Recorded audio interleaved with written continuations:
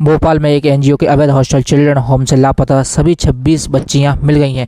इन्हें भोपाल और आसपास के क्षेत्र से बरामद किया गया है। 10 बच्चियां अहमदपुर छावनी हरिपुरा, 13 बच्चियां अयोध्या बस्ती, 2 बच्चियां रूपनगर क्रेसर एरिया और 1 बच्ची रायसेन से बरामद की गई है। इस मामले में मुख्यमंत्री डॉक्टर मोहन यादव ने कहा, लापता बालिकाओं का वेरिफिकेशन हो गया है। सभी बेटियां सुरक्षित हैं और इनकी पहचान भी कर ली गई है। एक भी दोषी और लापरवाही बरतने वालों को बख्शा नहीं जाएगा। आंचल नाम के इस हॉस्टल में कुल 68 बच्चियां रजिस्टर्ड हैं। शुक्रवार को जब राज्य बाल संरक्षण आयोग के अध्यक्ष और सदस्यों ने यहां निरीक्षण किया तो 68 में से 41 बच्चियां ही मौके पर मिली, जिसकी शिकायत पर परवलिया पुलिस ने शनिवार को हॉस्टल संचालक और पदाधिकारियों के खिलाफ एफआईआर दर्ज की। राष्ट्रीय बाल अधिकार संरक्षण आयोग ने भी इस में संज्ञान लेते हुए मुख्य सचिव वीरा राणा से 7 दिन में जांच रिपोर्ट मांगी है। इस लापरवाही बरतने पर परियोजना अधिकारी समेत 3 लोगों को सस्पेंड कर दिया गया है। वहीं गंज वासुदा में पदस्थ CDPO विजय प्रताप सिंह पर गिरी निलंबन की गाज, क्योंकि यह भोपाल में पहले अपनी सेवा दे रहे थे। बालिका गृह अवैध रूप से संचालित किया जा रहा था, जिसकी कोई परमिशन नहीं थी। ये संचालक मैथ्यू नाम के एक व्यक्ति थे।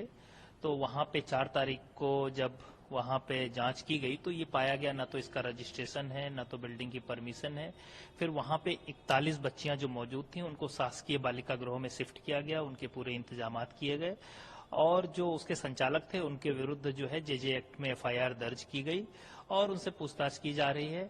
इन 41 बच्चियों को सुरक्षित रूप से रखा गया है। उनमें से जो माता पिता के पास वापस जाना चाहेंगे वो जाएंगे। बाकी लोगों का बालिका गृह में जो है उनको हम पूरी व्यवस्थाएं कर दी गई हैं। टोटल वहां फॉर्म जो रजिस्टर में पाए गए वो 67 पाए गए। तो जो 26 बच्चियां बची थी उनके बारे में पता चला वो अपने माता पिता के साथ वापस चली गई हैं। तो फिर हमने पुलिस को वेरिफिकेशन में लगाया। अभी तक जो है 15 बच्चियों का वेरिफिकेशन हमने कर लिया है, वो अपने घरों में है। बाकी का भी 15-20 मिनट में वेरिफिकेशन कर लेंगे। तो कुल मिला के ये कहा जा सकता है बच्चियों के गायब होने या गुम हो जाने जैसी कोई स्थिति नहीं है।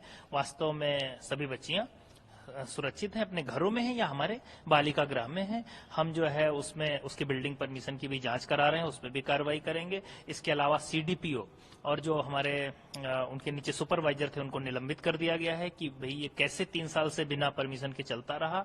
इसके अलावा महिला बाल विकास अधिकारी और अन्य अधिकारियों को शोकाज नोटिस जारी किया गया है। इसके अलावा ये किस तरीके से कहीं फॉरेन फंडिंग तो नहीं है, जो एनजीओ चला रहा था वो कहां से पैसे ला रहा था, इसकी भी हम जांच कर रहे हैं। इसके अलावा वहां पे और किस तरीके की कोई गतिविधियां तो नहीं थी तो उस पर भी जांच कर रहे हैं और भी जो कोई दोषी पाया जाएगा उस पर कठोर कार्रवाई की जाएगी। तो ये पूरा जिला प्रशासन ने जो है राष्ट्रीय बाल आयोग के साथ मिलकर ये पूरी कार्रवाई की है और हमने पूरा बच्चियों को सुरक्षित जो है अपने शासकीय बालिका गृह में रखा हुआ है।